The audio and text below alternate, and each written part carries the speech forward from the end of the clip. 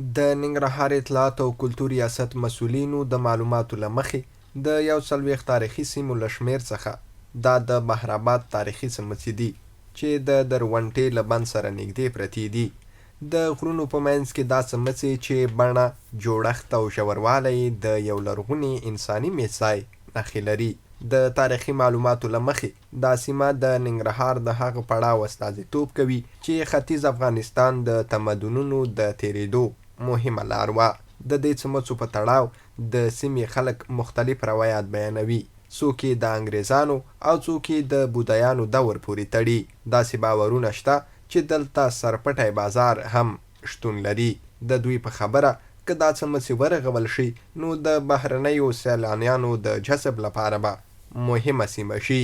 د انګریزانو نه یا د بودایانو نه راپاتې څمڅې دي، نو دا څمڅې ډېر تاریخي بنیاد لري چې ډېر پخوانه دا دلته چې موږ ګورو شتون لري. او داسې برېښې چې وړاندې د تلو امکانات هم نشته، تیاره ده، حتی رڼا پکې هم ګل کېږي، څوک د وړاندې تللی نه شي. اخر بنیاد د دې څمڅو چاته نه ده معلوم.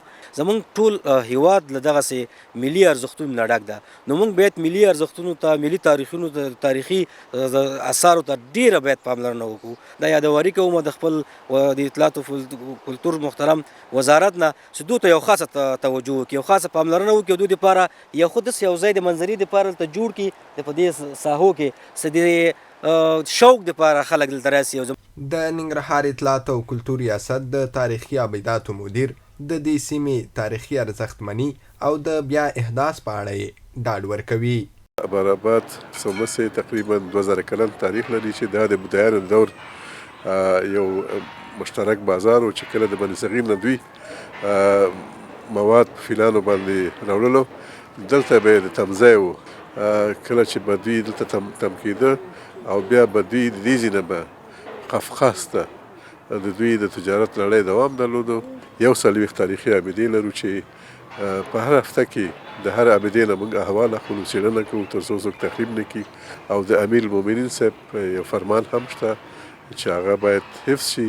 باید یاد شي چې د دې تیرو څو کلونو په لړ کې ننګرهار ته د تاریخي او کلتوري سیمو څخه د لیدنو په پار سلګونه بهرني سیلانانو لیدنه کړې او دا لړۍ لا روانه ده.